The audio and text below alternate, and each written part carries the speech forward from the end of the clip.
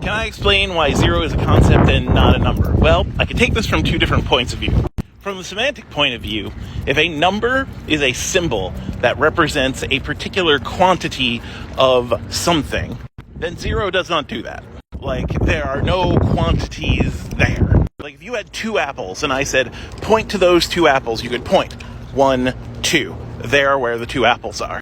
But if I asked you how many apples you had and you said 0 and I said, okay, point to the 0 apples, where are you going to point? You could point to 1 apple, you could point to 1,000 apples. You can't point to 0 apples because there are no apples to point to.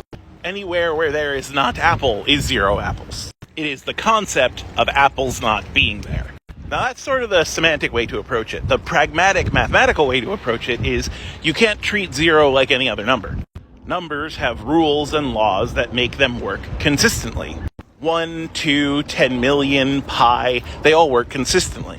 0 doesn't work consistently like the rest of the numbers. For example, you cannot divide by 0. 0 raised to the 0 gives you several different answers, and we kind of just have to agree on one. When you do mathematical operations with 0, some of them just do not work out. And they work out with all the rest of our numbers.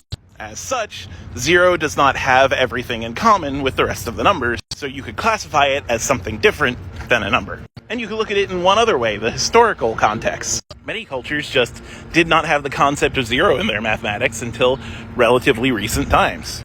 Why? Well, for all the reasons I mentioned in the first two examples. It's not a physical thing you could point to, and it doesn't particularly work universally in mathematics. So we use the symbol 0 in mathematics mostly because it's useful.